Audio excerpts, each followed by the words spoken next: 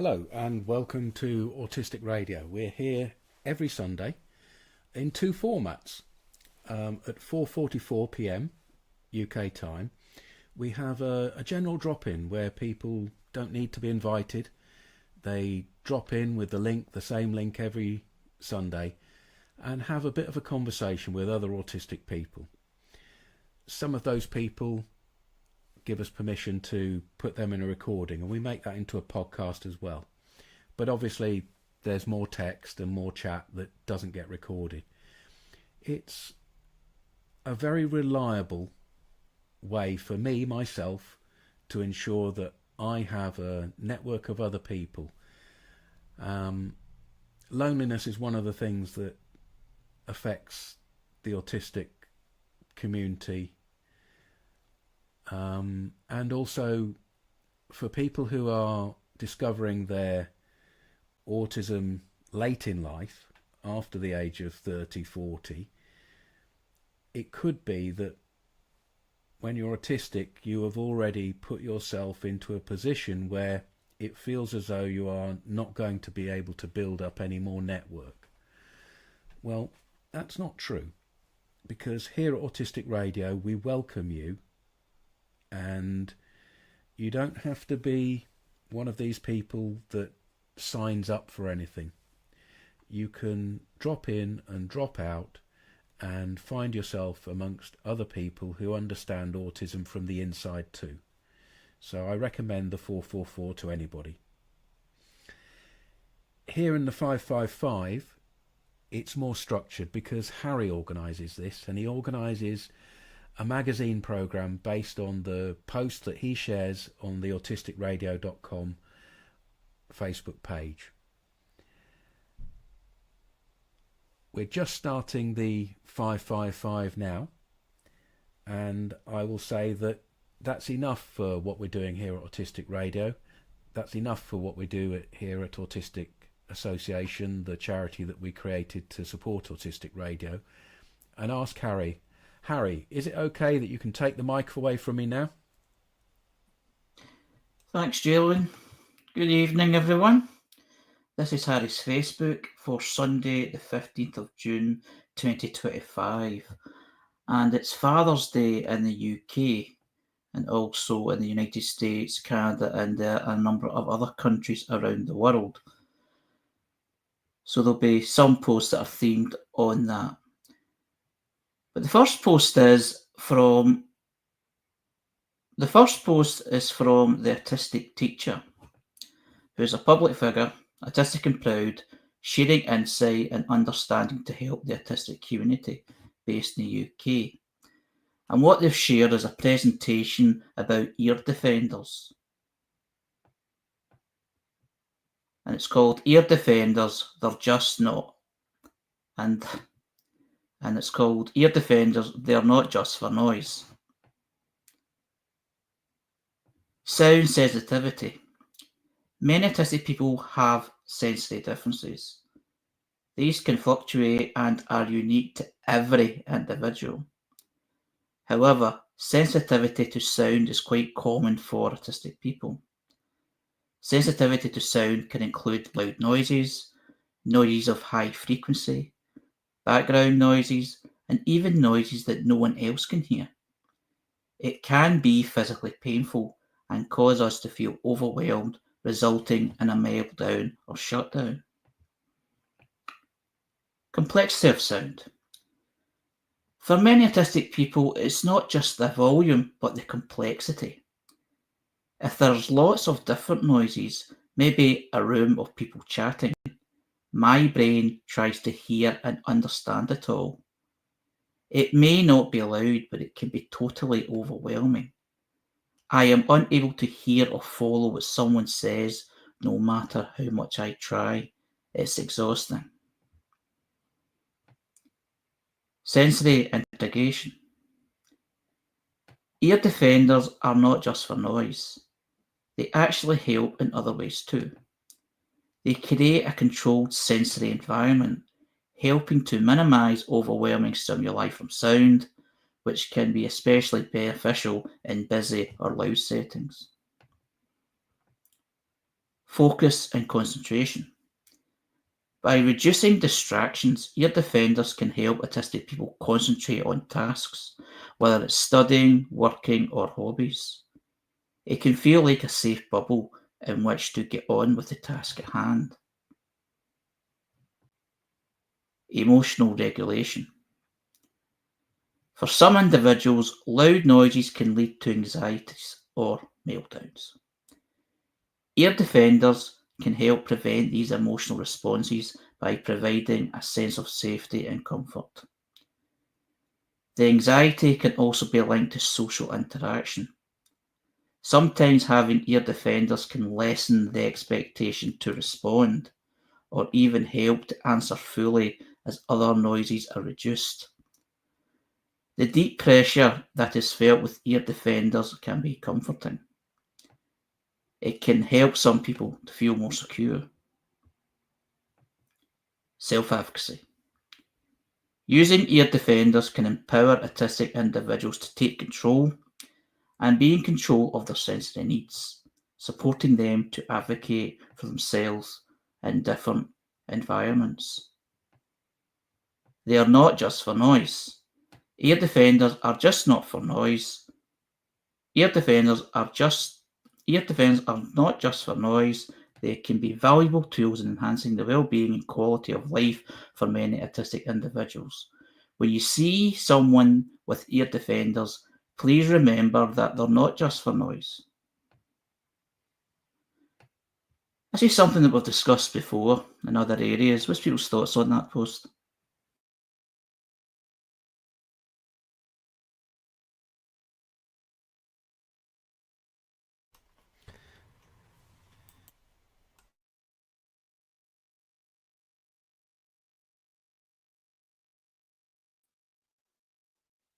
I have put earphones. I've used earphones not plugged into anything sometimes in the past, but I find that unless it's very loud noises when I go to town, that the way the sound is around me helps me feel my place in the space where I am. And I worry that if I put earphones in, I wouldn't feel the full dimension of what's around me. It's hard to put it into words. I kind of agree with that. Yeah, I don't like the idea of diminishing my senses in any way because of, a history of hypervigilance. I don't. It just seems like escape to me at times. I've thought about using them on public transport, and it's like it doesn't help. And one of the initial, reservations is that it's very expensive as well. And also, how can you try them out and know if they work for you before buying them? Because things like that, for hygiene reasons, can't be trialed or tested.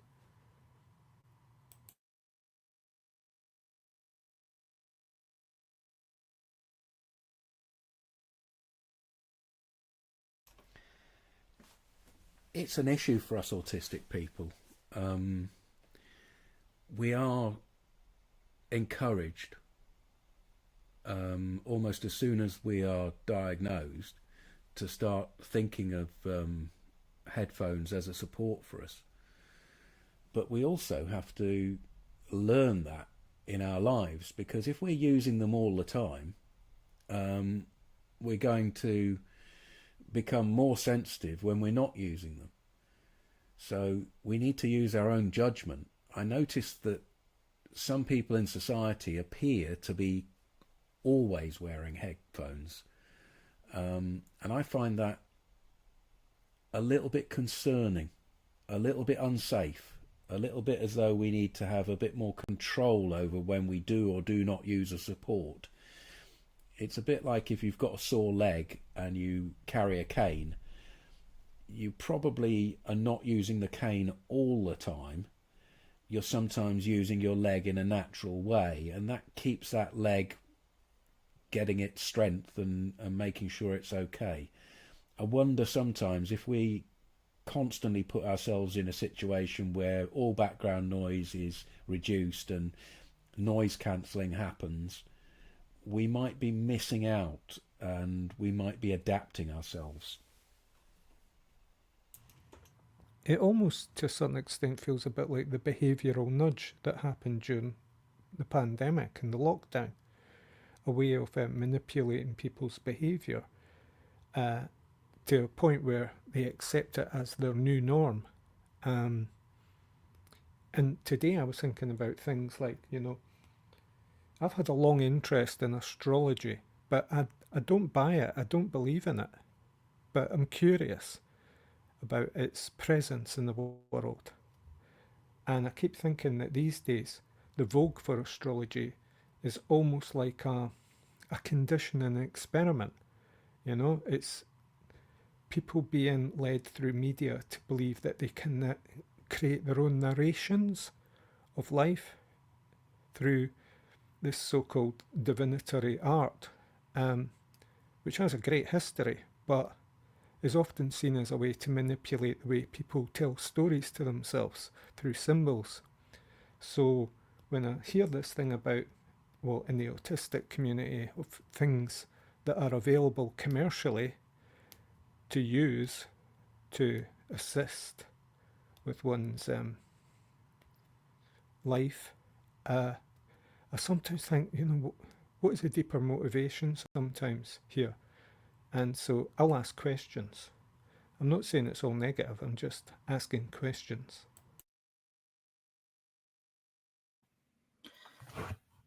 I found this one very interesting because I wear earphones on a regular basis. And there has been times, I even wear them in the house where I use a laptop. I don't generally watch the telly that often. When I put the telly on, I don't have earplugs for that. No earplugs, earphones for that.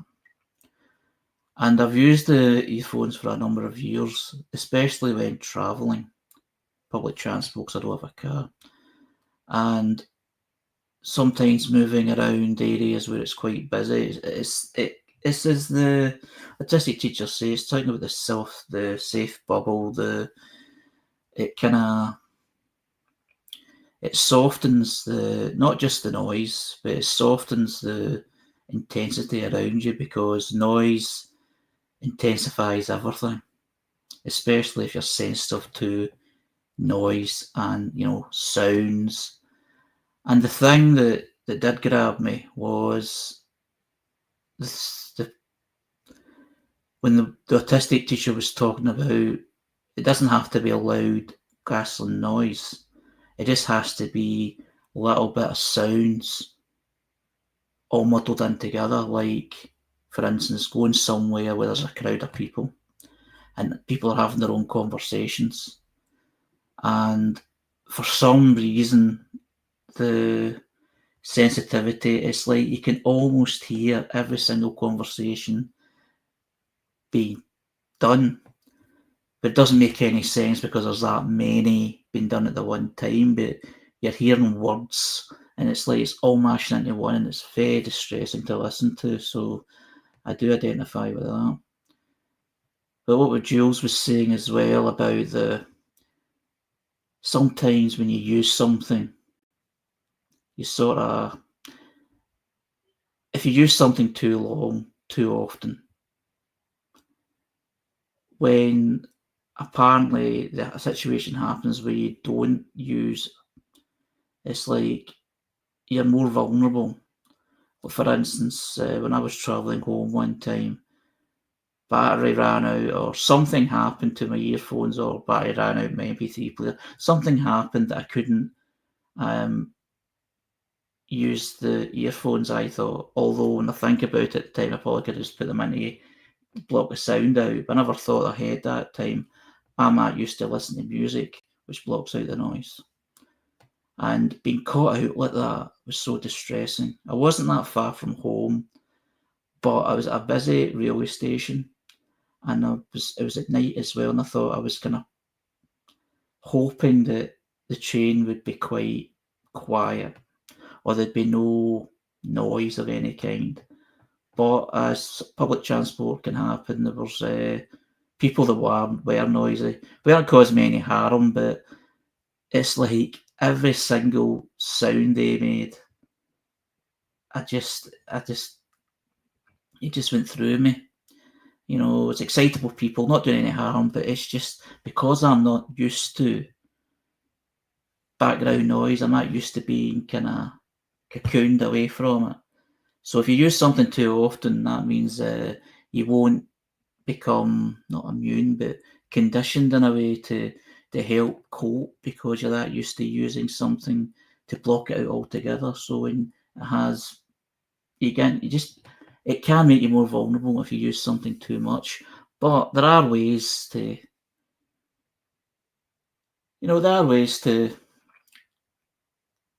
prepare if something that happens again. Like if something distressing happens, you feel you've been caught out. All I've done is thought about I never want to be caught out again, so I'm always looking for solutions. But it just does remind me that I'm not used to not having too much sound in the background, and then having it all of a sudden, even though it's minor compared to everyone else, it is very distressing. I do understand people's sensitivities around that and how it can make you stressful.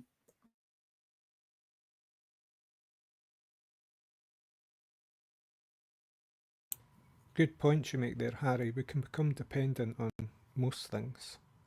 And I think sometimes dependency is not something to be avoided. Really, it's more a relationship. What kind of relationship you have with your aids or your technologies or your assistants.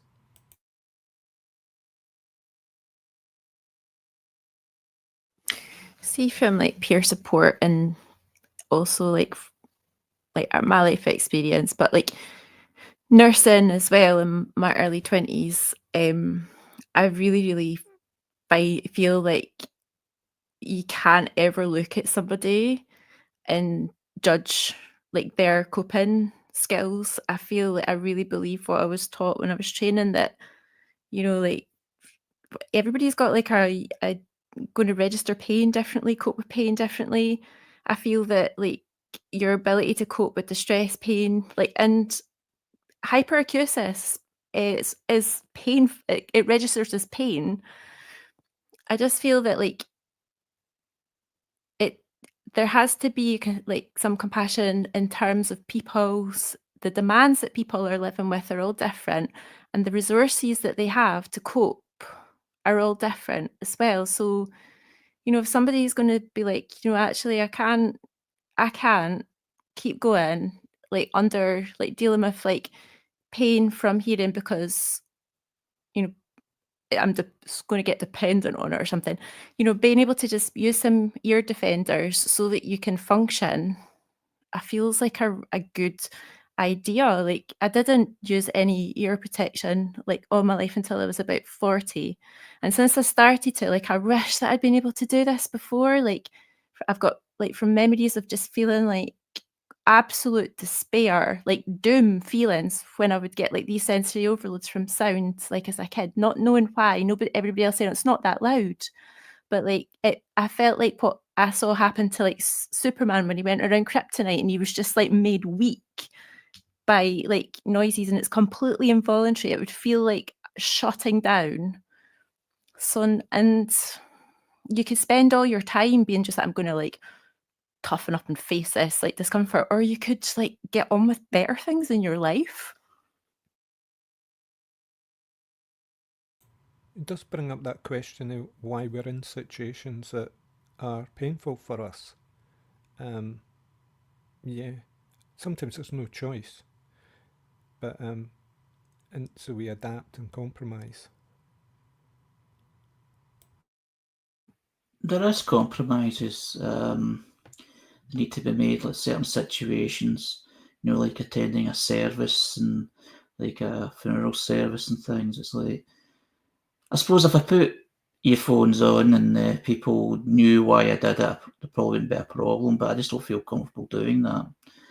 And there's certain settings you just feel like it's be plain rude. It depends on who you're with and what the company is.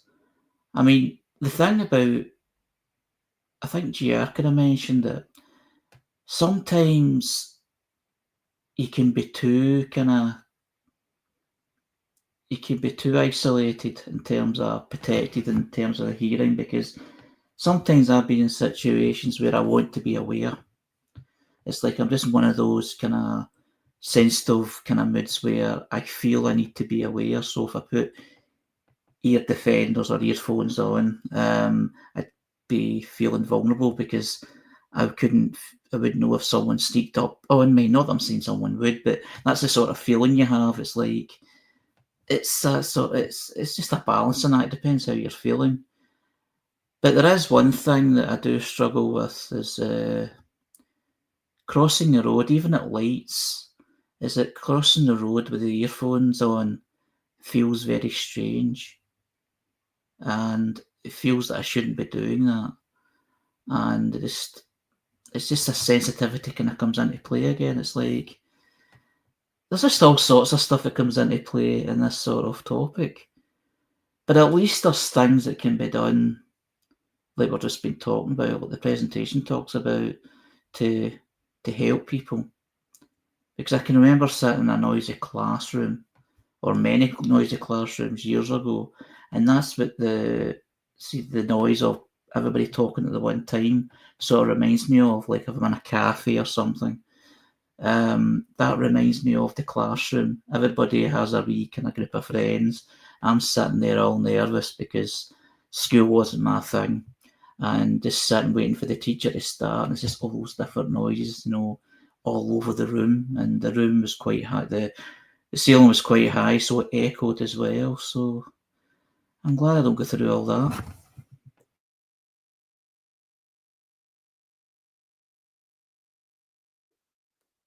I saw an article a while that said that people that wear earphones for music, that they sort of train their brain so it processes sound at a certain level, and when they don't have the earphones on, their brain loses the ability to process low sound.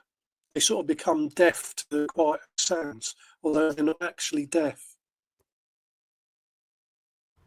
I'm rereading this bit here. The deep pressure that is felt with ear defenders can be comforting. I find that uncomfortable.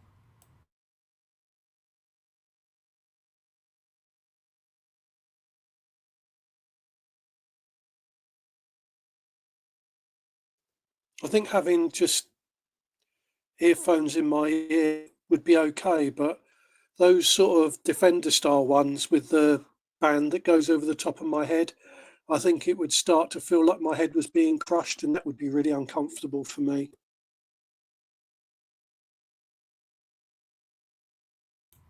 I feel like it's a bit like wearing sunglasses as well. Like you're only going to use them when you need them. Too, when you need your sunglasses on, like you need your sunglasses on. Surely, like that could be a lot of glare in summer or winter to be driving in. And I suppose it's like there's different options and different ways to cope. And sometimes even like I feel like having like a hat on or a hood up can kind of just buffer your ears a little bit as well if there's like sensitivity there. But yeah, like I've heard both arguments of like, it can get harder to cope without them. But then I feel like does it but it just seems like an easy thing to do, like or to wear little like even if it's just like little what are they called, earplugs or something at times, like when things are too acute, because I feel like a lot of people, and from what I've been reading, like your sensory sensitivity can really fluctuate. It's sometimes not always is going to be at the same level, and being able to kind of respond to it accordingly just seems like quite a practical way forward. Yeah, I used to use those squidgy earplugs when I had a wee touchy insomnia due to the fact that there was like dripping water or really bad drains or, noises from houses next door that kind of annoyed me. and you get a bit obsessed with them. But you know, there used to be this traditional image of somebody going to bed with, you know, their ear muffs on and their the things they put over their eyes, you know, the silky things to you know, I don't know what they're called. But yeah, point taken about the sunglasses. Oh yeah. I think Nicola's way of seeing it as sunglasses is really a good metaphor for this, because dealing with the world when it's so bright without sunglasses, and you've got sunglasses and not using them, it is obviously daft, isn't it? It's a lovely thing when you find out a bit about your autism and you know about sensitivities and things like that, for somebody to suggest to, in different circumstances, use some earbuds or earphones or noise cancelling. But then also what Nicola's saying is that you don't wear your sunglasses all the time. And it's really something that you're having to think about. So the only thing I would caution is to think that that's something that you have to be wearing all the time from now on because you've joined the Autistic Club. And I think a lot of the time we need to be putting these things on and off and adapting ourselves to the situations, and having a compensation like noise cancelling is something we need to be thinking about and in control of, because it does change your brain if you constantly do something. Yeah, it's bad enough with electronic vehicles. You don't hear them coming. So it's kind of advantageous to hear something when you're out in the noisy world, you know, especially if you're crossing roads, as Harry said. But I get general discomfort from putting anything near my ears. So I just have this reservation about it. I really wish I could try them out. But again, as I mentioned earlier, I don't think for hygiene reasons you can play around with these things. You have to commit. The thing about ear defenders is, or earphones, or whatever you want to call them, depending what they are. Obviously, they're all different things, but something that would help, you know, desensitize, you know, the sound, is that there's different types of kind of headsets. There's things that go sit in your ears, and there's some that sit outside and close round your ears, and there's probably other ones that are a bit more comfortable, that they don't actually feel that they're, you know, I'm assuming there must be these types of things, you know, that would be more comfortable for certain people, certain autistic people as well, because being touched or feeling touch anywhere can be quite intense anyway. So I'd imagine that there would be all those kinds of kind of things that you could use. But then I think Raymond also said, or someone did say, that it's something that's hard to try out unless you actually buy each and every one, which is a big expense and a big frustration, because it's not something they want people to do, because especially if it's something that sits in your ears because of hygiene. I mean, I use industrial noise cancelling headphones when I do gardening, especially when I use a strimmer. It's just too noisy. But I'm imagining these ear defenders are not really noise cancellation, because when I was pricing up noise cancellation, you're up in the hundreds, you know, really expensive, and some of them aren't even that good. But if it's just going to take you into muffle land, that could be quite nice, you know, that everybody's talking awful quiet, you know, that would be what I imagine it's kind of like. Yeah, noise cancelling is a specific term to deal with electronic deadening of the background sounds. What happens is that there's a microphone on your headphones which samples the sounds around you, and then it produces the opposite sound to cancel that noise, and then puts that into the headphones with the other sounds that are coming from the headphones from your music source or whatever. So that's what the idea of noise cancelling. Simply ear defenders reduces the overall loudness, particularly of certain frequencies, to stop you being damaged from using machinery. I have some ear defenders that I play an FM radio in when I'm chainsawing in the woods. But also I find that if I'm wearing headphones a lot, I get ear infections, and there's studies that show that there's an awful lot more bacteria in the ears of people who use regular ear coverings, whether they be ear muffs or headphones or whatever. So it is something that, you know, it's not a free lunch. You have to monitor it yourself. As a final note, I've noticed these irritations and infections really came on after I hit 50. As something happens, I think when you age, you get a lot more wax or hair in your ears, or, you know, it depends if you're male or female, I suppose, but yeah, I think we all have hair in our ears which manipulates wax and can be quite, you know, tricky. But to get infections there, it's quite nasty. It's not fun.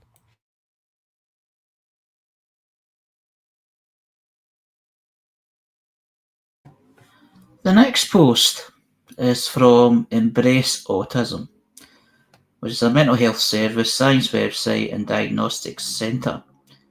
Research-based information and empowerment by autistics for autistics. Embrace your advantages. And the post is about celebrating Father's Day, which is today. Happy Father's Day to all the autistic dads. Today we're celebrating the strength, love and unique perspectives of autistic fathers everywhere. Whether you're parenting with deep focus, quiet empathy or creative brilliance, your presence matters more than you know. To every autistic dad, thank you for being authentically you, for showing up in your own way, and for reminding us that there is no one right way to be a great parent. Wishing you peace, pride, and a moment to be feeling. Wishing you peace, pride, and a moment to feel seen today.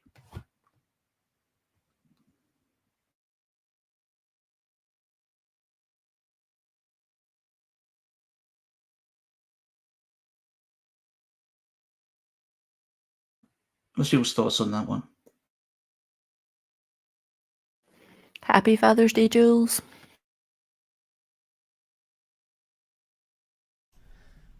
Thank you, Nicola. I haven't actually been told Happy Father's Day by my daughter. I think she's asleep at the moment somewhere in South America, but no doubt I'll get some kind of text at some point. It's a good excuse for people out there, if you haven't been in contact with a member of your family, just taking that annual possibility of saying Happy Father's Day to them before you have any other conversation that you might need to have with that person in your life, you know, I'd recommend it.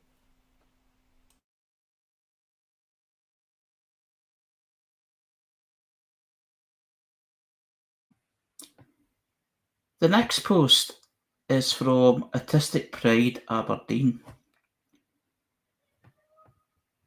which is run by a committee of autistic people and celebrates autistic identity and culture. It is hosted by Aurora Autistic Consulting, an autistic-run business based in Aberdeen, Scotland, UK. And what they've shared is the following. It's not long till Autistic Pride, and this year is especially important for the community as it marks 20 years since the first Autistic Pride celebration. Autistic Pride is an important movement. It's standing together as a community and rejecting the negative narrative and shame foisted upon us. Our founder, Marion, started Autistic Pride Aberdeen back in 2018 and have held events every year since. We are proud to be run by a dedicated committee of autistic people. We have 2 events coming up.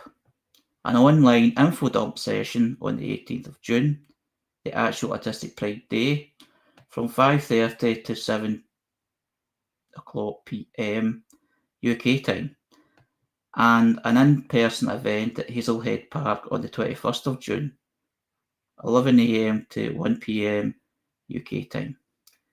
Both events are completely free and everyone is welcome.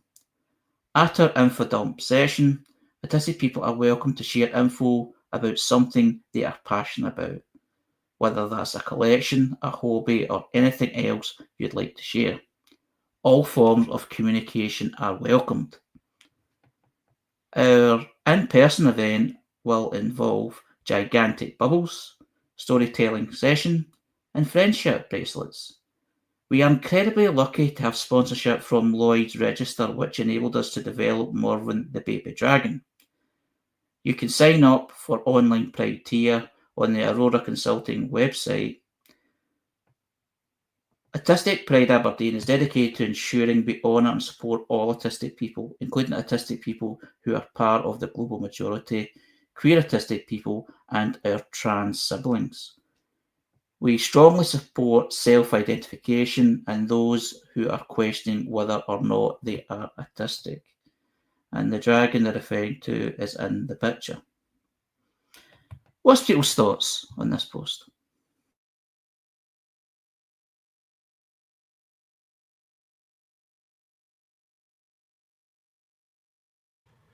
So is that a good explanation of what an info dump is, when you share in detail your passionate interests?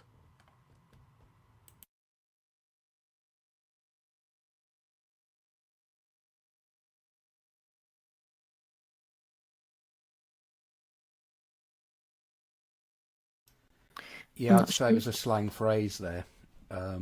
It's a slang phrase that often has a bit of self-deprecation in it, meaning I'm sorry to info dump on you there when you realise that you've had sentence and sentence about a specific topic or whatever. But we're generally here to info dump with each other anyway. We have long paragraphs, so it's not a big deal. People think it's a cute word, but out in general society, it's kind of, oh God, I can't take him info dumping on me anymore, you know?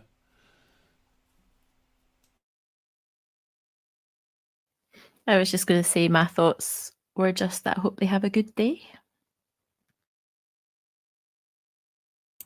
Yeah, Hazelhead Park is really nice. So it's sponsored by Lloyd's Register. Right, there's some controversy about the major Pride events and their sponsorships. Some of them are quite dodgy companies, but I don't want to bring that into this item.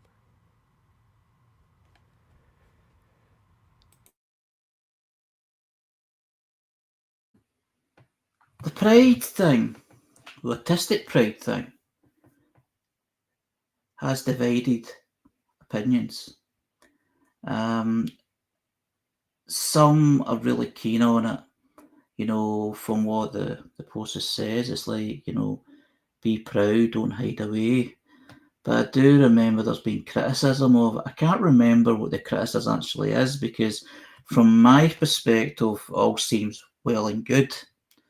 It's like a positive thing. It's a place of celebration, a day of celebration.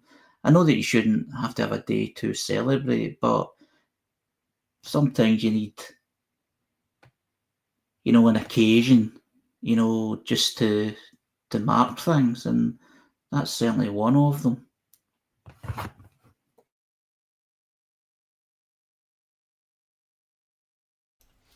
A few years ago, I went up to Autistic Pride in Aberdeen. I read a story to some kids, and I felt very welcome there. I know that Aberdeen Autistic Pride is generally, it's a group of people that bind themselves around Aurora Consulting, and Marion there is very active in making sure these events go ahead. in the past there has been a version of Autistic Pride that one of our ex contributors was really unhappy about, but I can't remember all the details about that, and I don't think it's actually Aberdeen Pride that it's about. It's this general feeling that there was some kind of husband and wife team or something that turned into something negative. But as far as I know, Aberdeen Pride is all separate from all of this, and it's a community up there that's got itself going and needs supporting, and people need an opportunity to just be themselves. So I'm generally positive about Aberdeen and Autistic Pride. Yeah, fair enough. It's something that came into my head.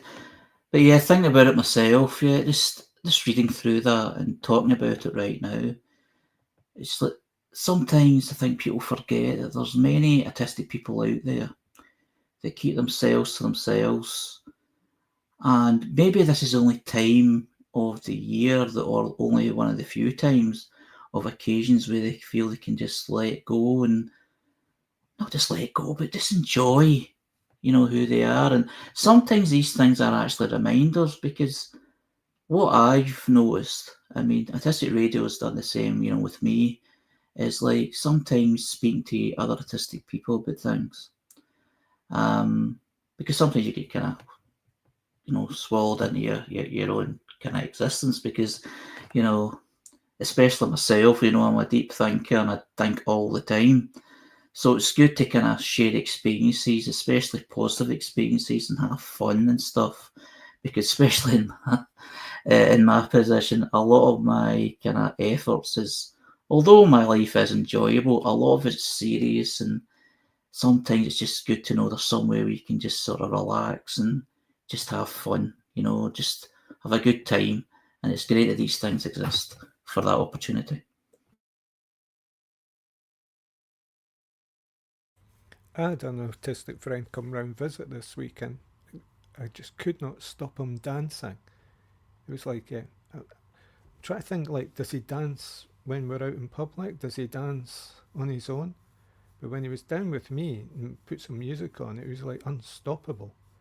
So, so that was amazing. That was kind of like a freeing thing. But God, my head was splitting after it, just talking so much.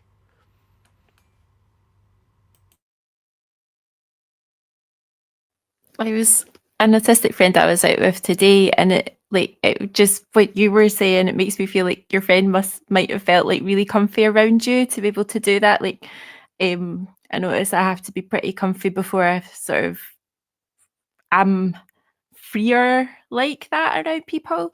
But what you said about this splitting head thing, like I feel like my son and I, our autism can sometimes just like flow together, and sometimes it can just be like clash. And we've cultivated some really respectful kind of like boundary respect around like noises or like intensity sometimes, because it can just get like a lot. But yeah, so it's wonderful, and I get you with the getting tired too.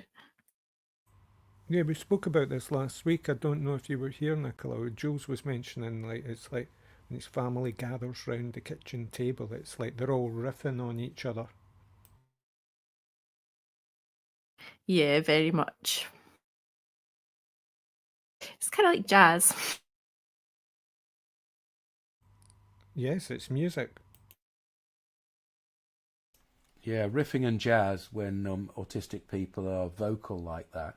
But I absolutely get what Raymond is saying, that it's exhausting because so much is going on at once. So if you do have an autistic person that comes and spends time with you and they're really comfortable, it goes extreme, doesn't it? So it's more than normal that you can't get them in their box like you can in a neurotypical situation where you would use some kind of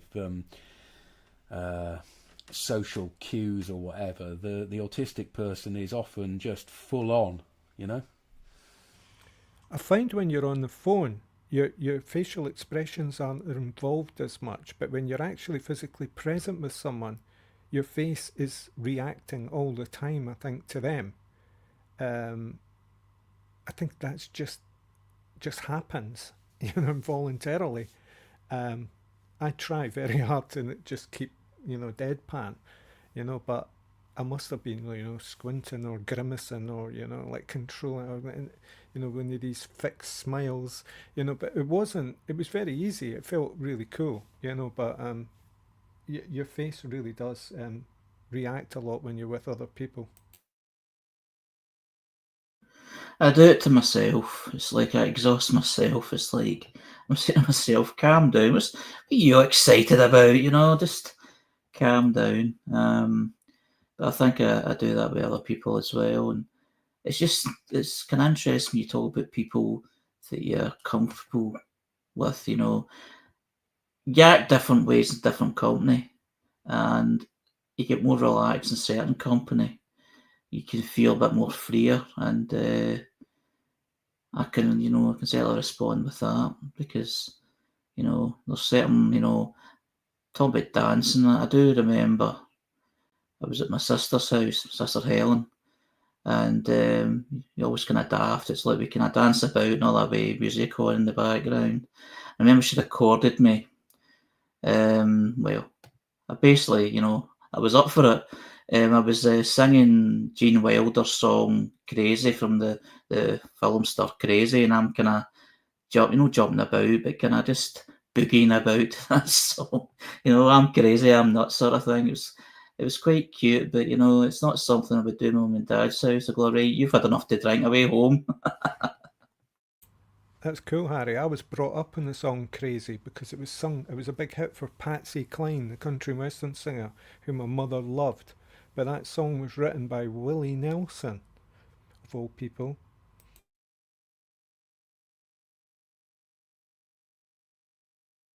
Sorry to info dump. I enjoyed the Yeah, in The detail. Simpsons, when Homer was institutionalized and Marge rang the institution, that was actually the music that was played while she was put on hold.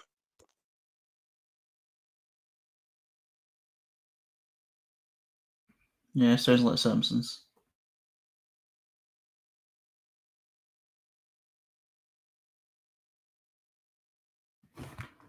So moving on, the next post is from Panda, who are a charity organisation, and Panda stands for Promoting Autism Neurodiversity Awareness, registered charity, Neurodivergence Autism Equity. And what they've shared is the following.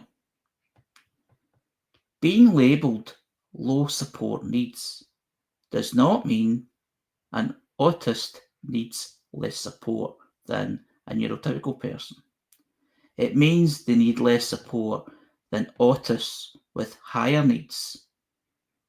In practice, they still require much more support than neurotypical people, and the high rates of death by suicide, ×9 than general population, powerfully demonstrate this. Most people's thoughts on that? It's quite hard-hitting, I know.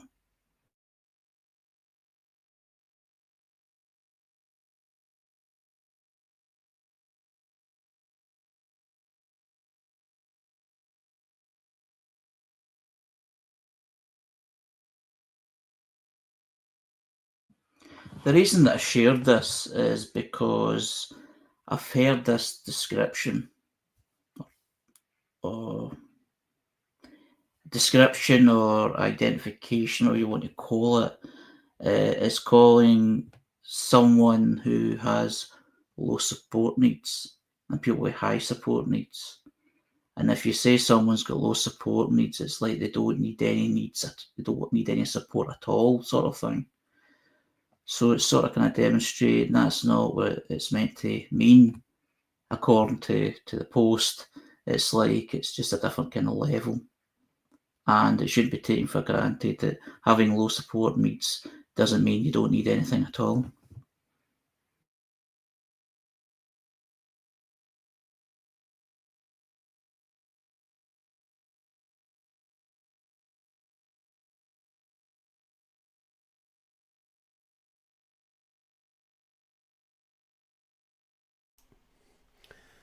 Well, from my point of view, I have zero support needs from the conventional supports that are offered by various organisations in society. Even if I was going to a job, I don't think I would identify myself as autistic. I wouldn't ask or require the employer to make any kind of accommodations for me, because it would make my life worse. That doesn't stop me from experiencing lots of the things that people with higher levels of support needs or requirements experience. I might just not experience them as often as them, and I might have other ways of getting out of it. Being autistic is not necessarily being disabled, even if we talk about being disabled by society. It's certainly something that you're going to find prejudice against yourself. It's certainly a world that is not designed for autistic people generally. But whether it passes the threshold of disability by comparison to so many other things that you could be disabled for is open to question. And this is one of the really big confusions that goes around autism. It's almost as though we got to a position where autism was a medical problem, and it could be treated as a lack in people. It could be treated as something that needed to be fixed. But autistic people themselves are now redefining autism as a difference in human beings. And whilst most autistic people will receive some kind of prejudice or something that puts them into a difficulty in society, and it's worth them talking about it and organising themselves,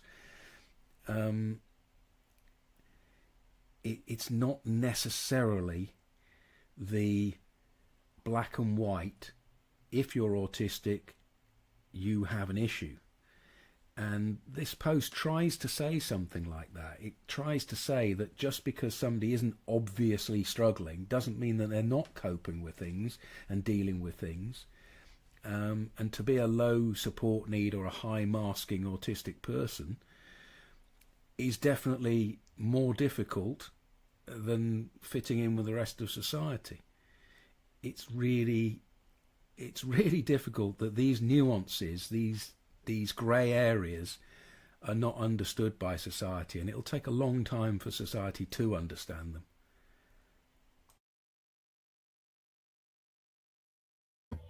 Yeah, it's a good point.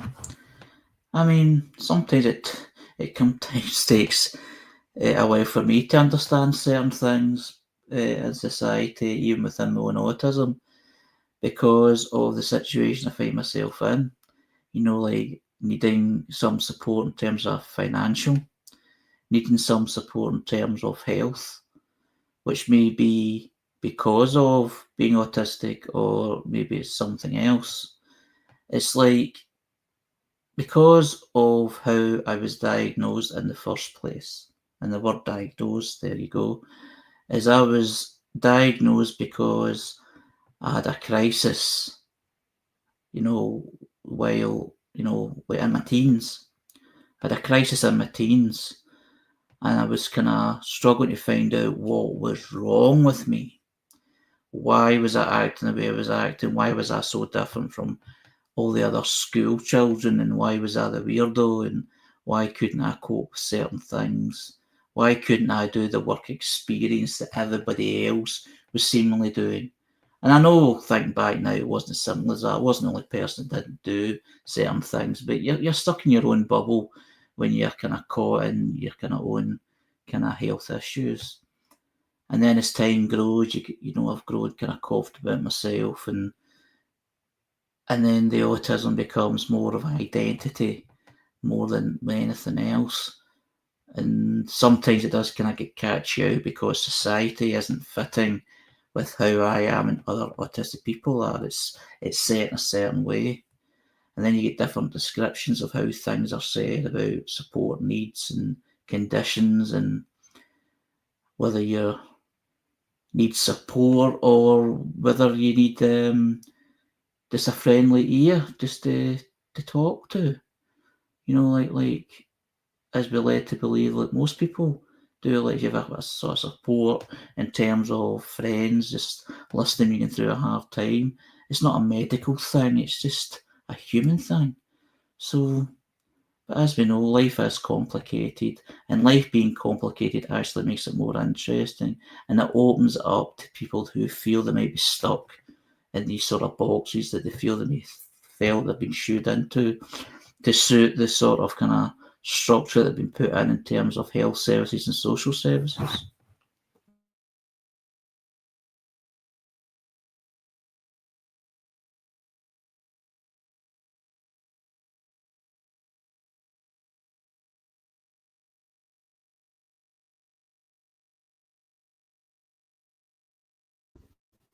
I just feel that people say I cope okay, but I just wish that, because when my mother was alive, I just wish there was someone who would say that things are okay and I would feel it. I struggle to sort of say it really.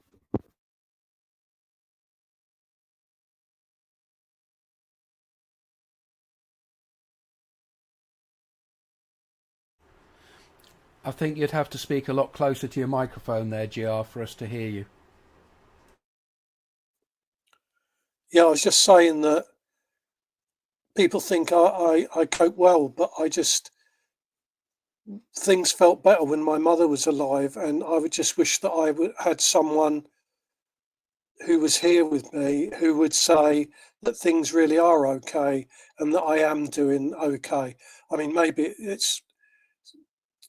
I'm just not taking the responsibility for my own actions that I should.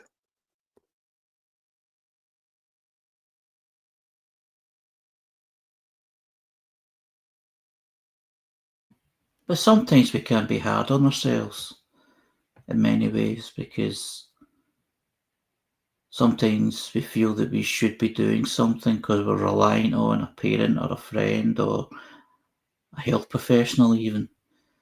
But sometimes we've got to remember that we do the best that we can, and there are ways forward if we want to do so. We're only human, and we do what we can. Yeah, I'm somebody that like at the moment gets about 3 hours of like support a week. And it's made a massive difference to my life. It was really hard, really hard to accept that I had support needs, really wanted to do everything myself. And get pretty, yeah, things get like a bit overwhelming when I try and do that. Sometimes I'm curious, like I think what, you know, GR, you're saying about living alone, I think it's something that I think a lot of people find hard. A lot of people don't, like neurotypical or autistic, don't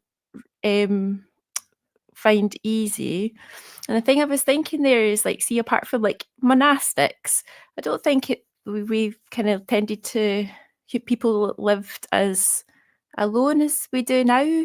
It's funny being, it's like, it's not funny, but it's odd how I was listening to something talking about how odd it is that like humans live all alone now in houses isolated. And I guess like monastics, they don't have the same sort of demands on them as people who are not monastic as well.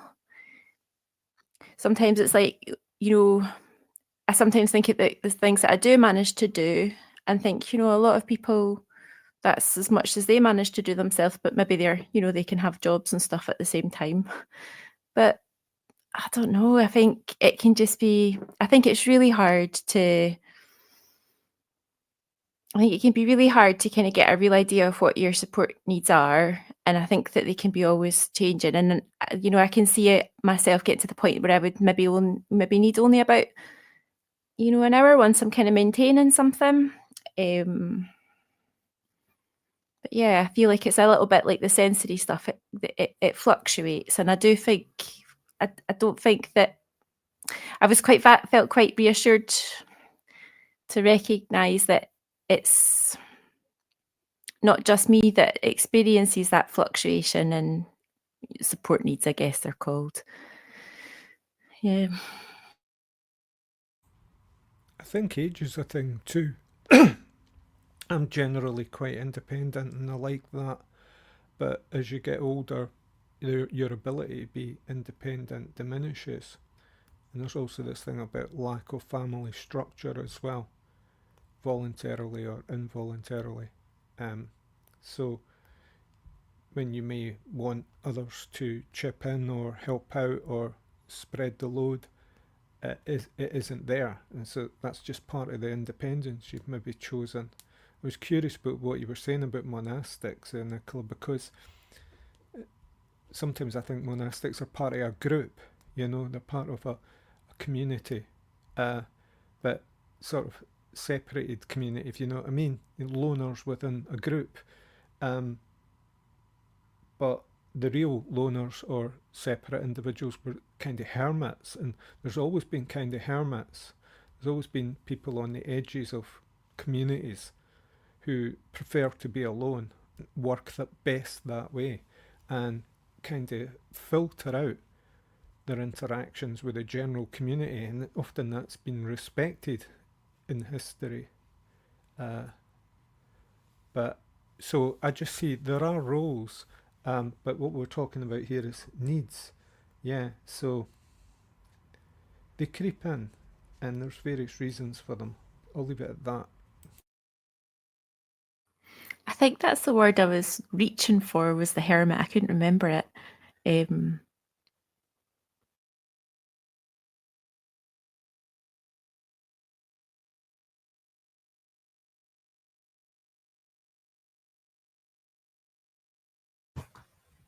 The next post is from Autism Goggles, which is a page, Community Education and Cause, a place to learn about what it can mean to be autistic. And they talk about autistic burnout. And they say, autistic burnout is a legitimate and disabling consequence of prolonged stress and overload. Calling it a weakness of character ignores the reality that it follows relentless pressure to act non-autistic. This masking of our authentic selves to make others more comfortable and to avoid rejection demands a high toll. The cost is often autistic burnout. Autistic burnout is a state of extreme mental, emotional, and physical exhaustion caused by the cumulative effect of trying to function in environments designed for non-autistic people. It happens when the sensory demands are consistently overwhelming, the social demands too exhausting, the speed and volume of workplace or school expectations are difficult to keep up with, and the pace of our life does not match our ability to cope for any length of time. Autistic burnout is not a minor temporary setback. It can result in a significant loss of functioning, making it hard to clean and organise our environment, engage in self-care, take care of banking, grocery shopping, laundry, or managing appointments. It can mean our ability to communicate is reduced, and so it can be even more challenging than usual to ask for help as our daily living demands are left to pile up. We can also experience increased anxiety or depression, feel emotionally flat and be shut down, be irritable or prone to crying spells, and have a complete absence of motivation. Preventing autistic burnout requires intentional planning and support.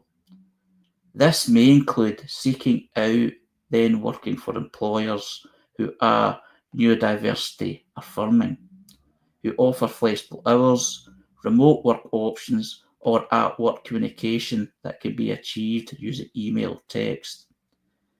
It may also mean requesting workplace accommodations, using the sensory supports you require, and asking for clear expectations. At home, it may involve reducing responsibilities, finding for help with household tasks, and prioritising rest. Healthy nutrition, routines, and time with trusted people can also help restore energy and reduce stress. These are essential supports to mental and physical health for autistic people experiencing burnout. They are not indulgences. It can take months to recover from autistic burnout. It's left too long to fester. So prevention and quick response to its symptoms is critical. Many autistic people continue to mask or avoid asking for support due to fear of being negatively judged or rejected, or of losing their employment. This makes many of us push through the signs of burnout until we cannot go on. Juggling all the expectations others have of us and that we put on ourselves is not sustainable. If you are doing too much, too fast, and in an unaccommodating or hostile environment, autistic burnout is often the result, and it can lead to an extended time of disability. If you're experiencing burnout, recognising the signs and taking the time you need to get better is the very best way to proceed. Your brain and your body need time to recover. Burnout isn't simply stress. Everything crashes, and to restore yourself, you'll need time away to give your nervous system a chance to regulate, the anxiety of sensory overload to subside, and your emotional capacity to return. If you delay or deny it, recovery can take a long time, and you may be forced into taking time off by having a breakdown. If you are pushing through burnout, ask for help and do what you can to take time off. You and your well-being are worth it. I acknowledge the reality of many autistic people do not have a support system. Time off is something they just cannot afford. To sustain themselves, they are forced to continue with their daily demands while in burnout. Our systems of support are doing a terrible job for autistic people in burnout. What's people's thoughts on this post? Is it only autistic people that have autistic burnout? I noted that it said this is not stress, or it isn't simply stress. But I think that was just relating to the volume of the experience. And the final paragraph as well, this not having a support system, time off is something they just cannot afford to sustain themselves. They're forced to continue with their daily demands. I mean, sometimes you've got to ask yourself, is it the society itself that is the problem? Yeah, I was thinking that it's like perhaps autistic people and other groups, maybe other groups, I don't know which ones, like lots of them. It's like canary in the coal mine kind of situation where it does reflect a wider society, a wider culture.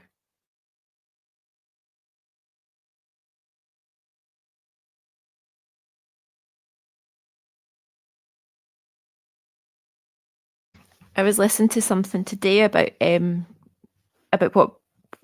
why, just because actually most people who live through like a natural disaster don't develop like PTSD. It's something that is just integrated as like part of like our normal memory systems.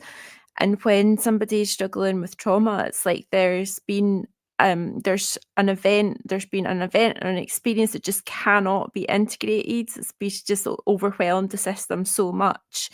And like now our understanding of what's going on for people when they're traumatized, when they need to recover from trauma, is getting I don't know, I've got so many words, but I feel like it's really interesting area to look at. And so traumatic experiences aren't, it's not just like, oh, bad things happen and people get traumatized. No, like there's bad things can happen, and a lot of the times like people get through it. Like we're pretty resilient really, but it's like these overwhelming experiences, and say there's like it's been quite rare to like for, but they say like autistic people are like more vulnerable to trauma, and I wonder if there's like, you know, something to do with dealing with like sensory distress as well as like the kind of traumas in life that can become so overwhelming to a system. I keep forgetting my point, but yeah, that the burnout that autistic people experience, I think, has a lot of parallels to like burnout that like all humans can experience through like enduring stress for too long or too much. And it's, some of the symptoms are quite interesting, like overlap and sensory sensitivities can show up from like trauma as well. People like having really different experiences post-traumatically than they did before.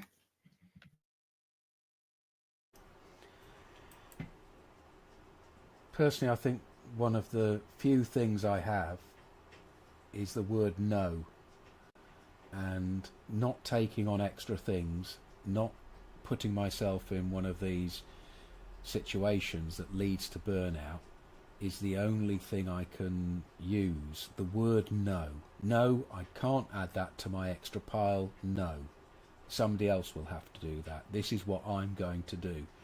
And I think often as autistic people we find it very difficult socially to use the word no.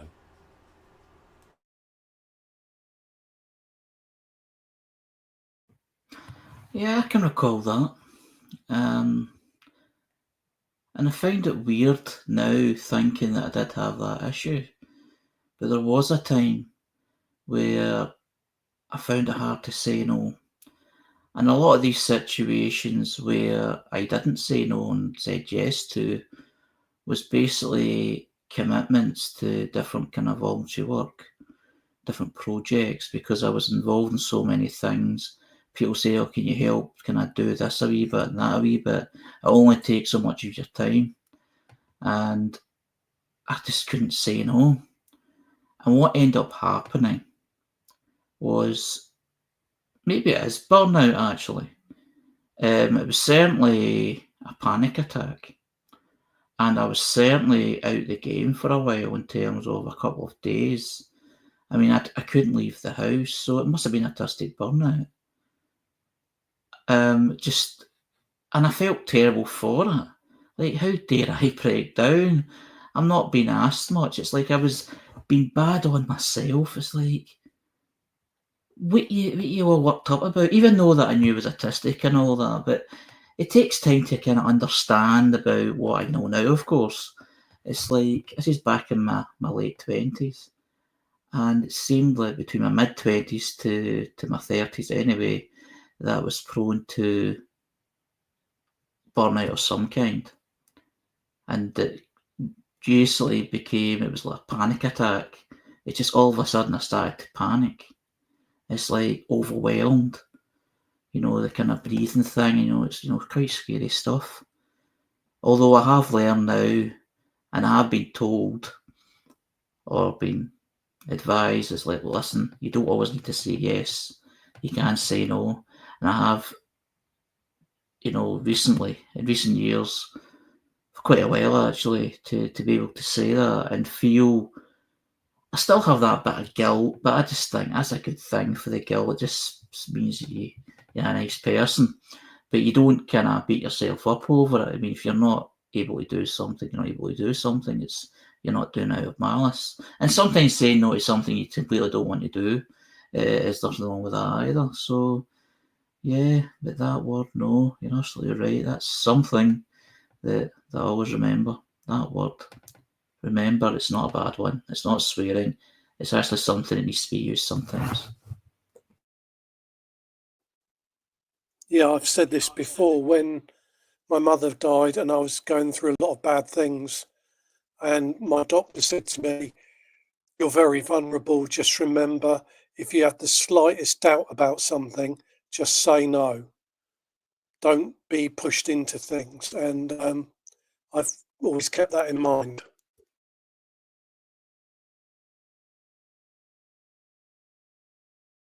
Yeah, it's strange how the body can take over from the mind. You know, when you've been doing something so long, and eventually the body just says reject. You know, there's a lot of things like panic attacks. Where did they come from? They suddenly started appearing for me in the 90s, in my late 20s, early 30s. But the thing is, I was having things like that when I was young too, but they had different names. You thought about it differently. You coped with it differently. And for it to happen in your 30s, it's like this build up of stuff where you've been doing all these relationships and social situations and just playing the game, you know, and acting it out in a certain way. I suppose they call it masking. Eventually, that just doesn't hold anymore, I think. And I think that's why, out of the blue, these things happen. So we call them panic attacks, but very likely it was a burnout, I would say, because I was discussing this with my friend this week, the definitions of these terms, like what they lead to, a shutdown perhaps, or a meltdown. And I think the meltdown is the thing I've been trying to avoid through avoidance, because I can feel the burnout. So, so yeah, you're vulnerable. You definitely are.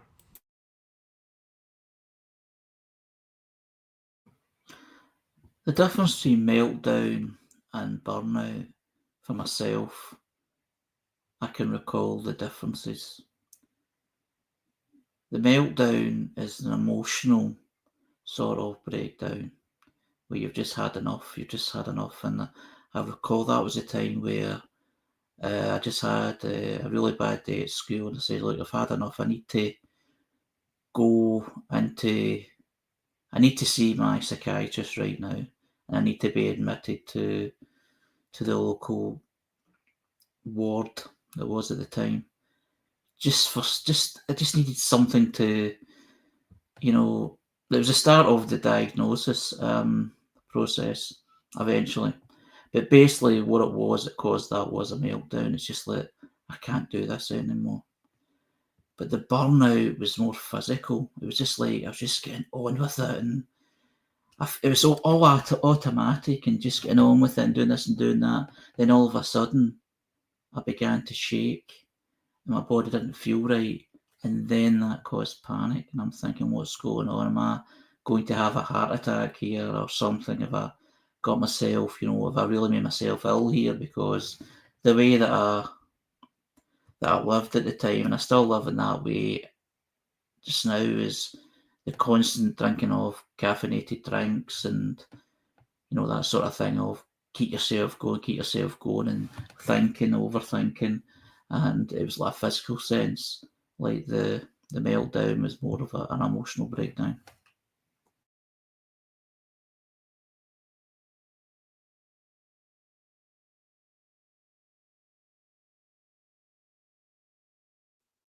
I sometimes think you get a momentum going, and it's like building a house of cards. Or the thing I always say is like when you watch someone making a pot on a potter's wheel, and they pull it up higher and higher and higher, and then it just starts to wobble and it goes all over the place. Or the house of cards, it just collapses. That's how it's always felt to me.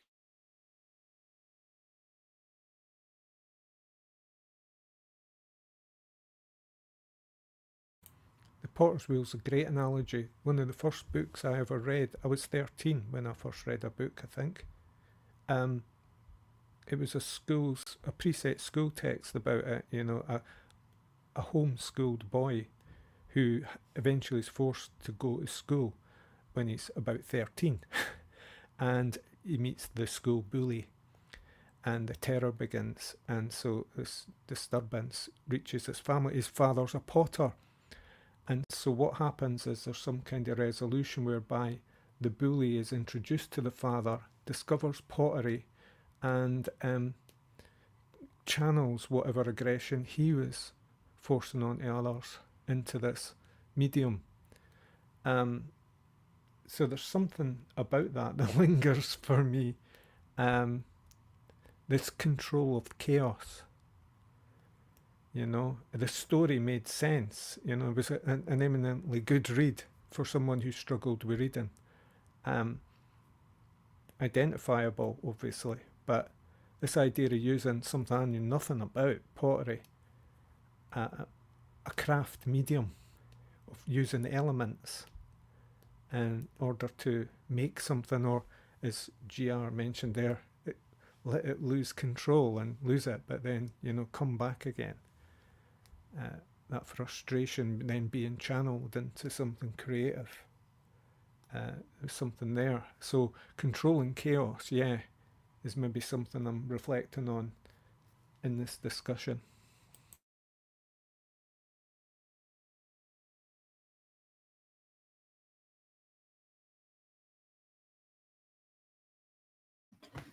The next post is from Grove Neurodivergent Mentoring in Education, an education website, autistic-led support for young people, one-to-one mentoring in peer groups, authentic connection and self-understanding in safe spaces. Being me, exploring and embracing autistic identity. Grove helps young people feel accepted and celebrated just as they are. And what they've done is they've shared a couple of nice pictures. And they say, lovely morning with Grove's young leaders and then our Being Me group. Remember, lovely things can still zap energy though. So rather than pushing through trying to continue my dissertation and probably achieving nothing, I gave myself a rare afternoon off and went for a walk with Ben Dog. He was very happy to wake up from a snooze when hearing walkies. And then we found a really beautiful tree, which has been shown in the pictures. So I just found that this post, it's nice and highlighted from stuff that we discussed before, things like trees and nature, and it just resonated with us. What's your thoughts?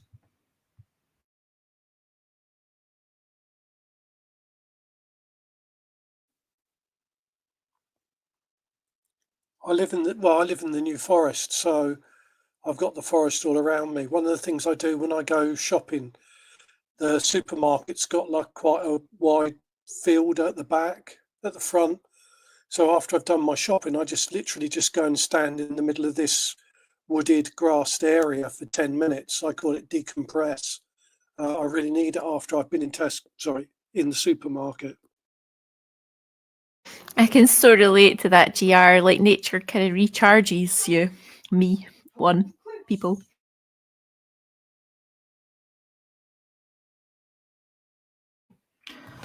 What that does remind me of is many years ago, I was going through a hard time in school. I may have mentioned this story before, but I'll say it again. I basically just walked out the house and just went for a walk. And where I lived at the time was close to a large country park, Ballochcastle Country Park, next to Loch Lomond. And me with a school uniform on, had a really hard day at school. Can't remember what it was about, but it was intense, stressful, just what others have kind of sort of demonstrated in different ways. And just to go in within nature and just sat on this bench amongst all the nice trees and all that, the blowing wind, and actually looking at Loch Lomond from a certain location in the park. And I don't know how long I sat there. It was a summer night, but I sat there for quite a long time. And the decompression, and it seemed, that was the first time that I recall something like nature or just sitting in an environment that was comfortable. It put things into perspective. Not that it was not saying that my worries weren't important, but they narrowed it down a bit to make it more copable when I returned to them. or even just to forget about them for a spell of time. And that's what that always reminds me of when I see things about nature and trees and people talking about going out in the woods and that sort of thing. Always reminds me of that time. But over 30 years ago, but I always remember it. And for some reason, I haven't done that since, so I certainly don't do it now. But it's something that I could do because the part that I'm talking about is still nearby where I live now.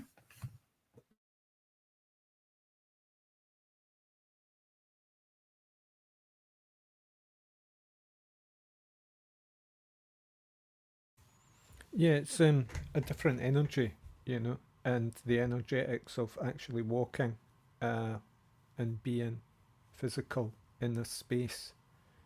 Yeah, I'm noticing now I'm not able to do that so much now. I'm still physically able, but just commitments mean that I can't go too far. And so I'm thinking investing in some kind of treadmill, you know, which means I can maybe do a bit of pacing and walking at home. Now that doesn't get me the nature, you know, the physical experience, but gets me the experience of the energy, you know. I suppose you call it calisthenics or whatever. Gets my heart rate up or whatever. But the experience of being out in it is another thing altogether, yeah.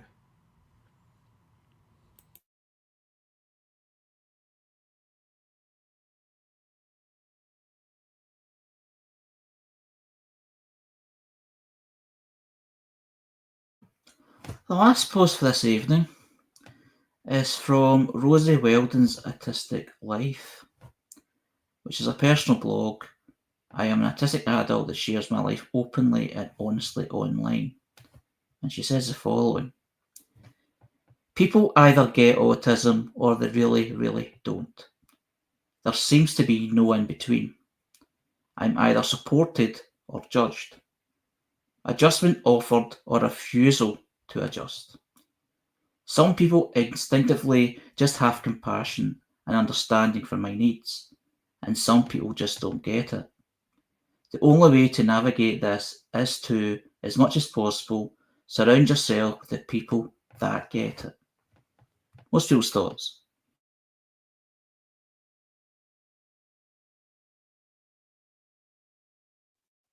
No, I wear a sunflower lanyard with a I have autism card, and I go out and people see me. I like to think they see me. They don't encounter people with autism or people are masking around them, and I think it's important. And like this radio, it's get the message out there that we're here, and most of us are just quite ordinary, really. Like the quote I always use: "Our lives may seem eccentric and weird, but they have meaning and value." And it's important to spread the message.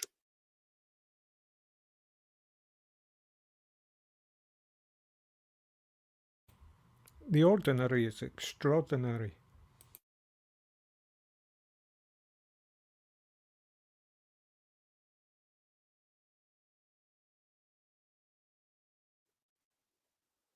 Yeah, I have a friend who's known me for 30 odd years.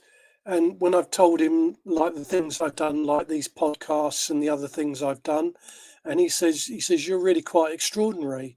And I just shrug my shoulders because it's just me getting on with things, really.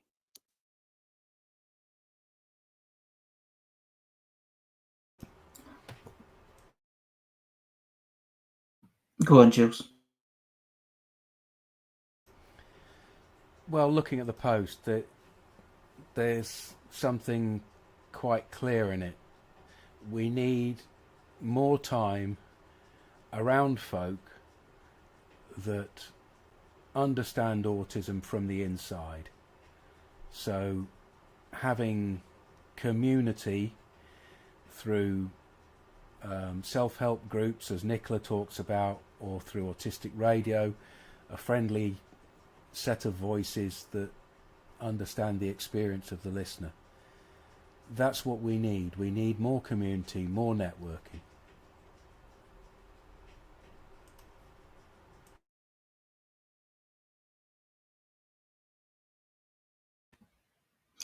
Thanks, everyone. That was a good discussion tonight. I really enjoyed the conversation, as always.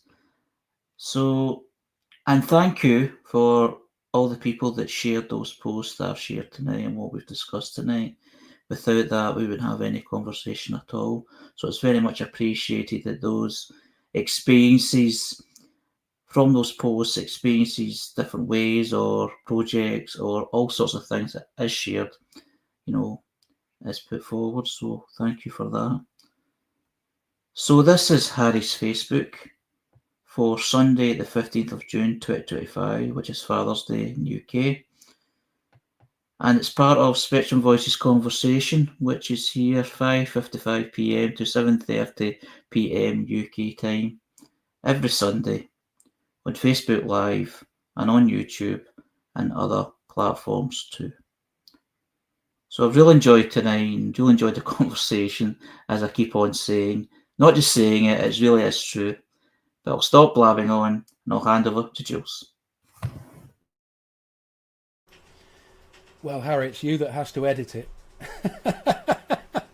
Yes, don't worry. I said it in a way that I could cut that bit out.